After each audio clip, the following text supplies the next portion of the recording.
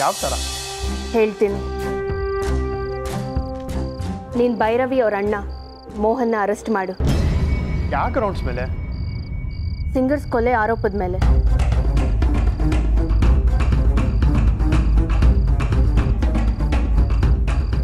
ಅವ್ನು ನಿರಪರಾಧಿ ಅಂತ ಹೇಳ್ತಾ ಇದ್ದೀನಿ. ಅವನು ಹೇಗೆ ಅರೆಸ್ಟ್ ಮಾಡೋದು? ಹೇಳ್ತೀನಿ.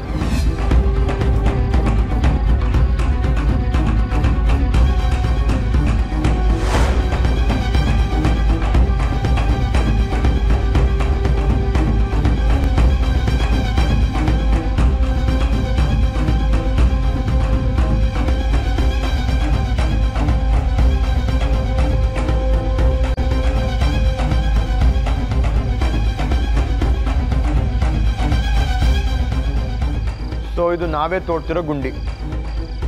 ಹೌದು. ಸಂಚ್ ಮಾಡಿ ಕೊಲೆ ಮಾಡ್ತಿರೋ ಕೊಲೆಗಾರನ್ನ ನಾವು ಹೊಂಚು ಹಾಕಿ ಹಿಡಿಬೇಕು. ಇವತ್ತು ರಾತ್ರಿನೇ ಭೈರವಿ ಅಣ್ಣನ್ನ ಅರೆಸ್ಟ್ ಮಾಡು. TV channels, media, website, social media, papers ಎಲ್ಲದರಲ್ಲೂ ಬರೋ ಹಾಗೆ ಮಾಡು. ಯಾಕಂದರೆ ಕೊಲೆಗಾರ ತುಂಬ ಚಾಲಾಕಿ. ಈ ನ್ಯೂಸ್ ನಿಜಾನ ಸುಳ್ಳು ಅಂತ ತಿಳ್ಕೊಳ್ದೆ ಬಿಡೋದಿಲ್ಲ.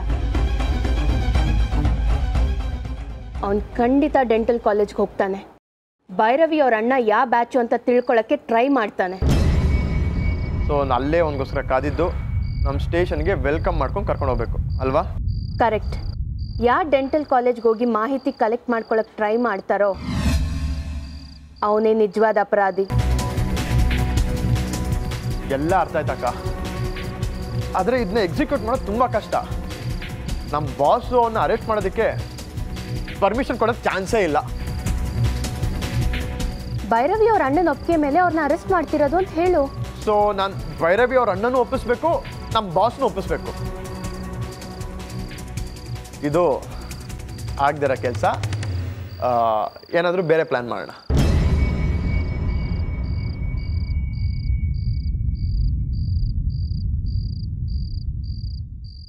ನೀನಾಗೆ ಹೋಗಿ ಪರ್ಮಿಷನ್ ಕೇಳಿದ್ರೆ ಒಪ್ಕೊಳ್ಳಲ್ಲ. ಆದರೆ ಅವರಾಗೆ ಕರೆದು ಅರೆಸ್ಟ್ ಮಾಡುವಂಥ ಆರ್ಡರ್ ಕೊಟ್ಟರೆ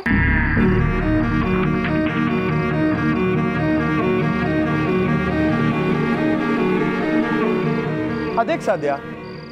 ಹೇಳ್ತೀನಿ.